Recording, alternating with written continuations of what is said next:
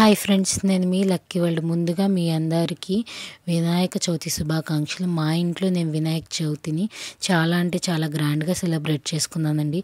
స్వామివారికి దద్దోజనం, పులిహోర, పొంగలి, కుడుములు, ఉండ్రాళ్ళు అవన్నీ అయితే ప్రసాదంగా చేశానండి. గారెలు, పూర్ణాలు అన్నీ ప్రసాదంగా చేసి స్వామివారికి అయితే పెట్టి పూజ అయితే చేసేసుకున్నాను. మా పిల్లలు ఇద్దరు చక్కగా దండం పెట్టుకొని స్వామివారికి అయితే గుంజీలు కూడా తీశారనమాట. ఎందుకంటే స్వామివారికి గుంజీలు తీస్తే అంత ఇష్టం కాబట్టి పిల్లల చేత గుంజీలు అయితే తీపించాను.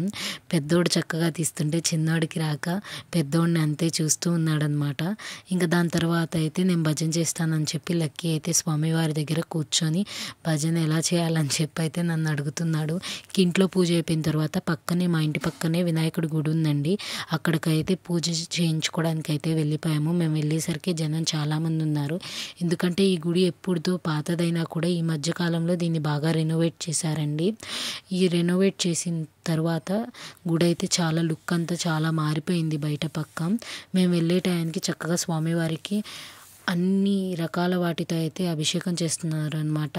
పాలు, గంధం, కుంకుమ, పసుపు అన్నిటితో పూజ అయితే చేస్తున్నారు. అందరైతే చాలామంది వచ్చారనమాట. గుడి చాలా అంటే చాలా చిన్నది, సరిపోలేదు. ఇక తర్వాత స్వామివారికి నైవేద్యం పెట్టి హారతి అయితే ఇచ్చారు.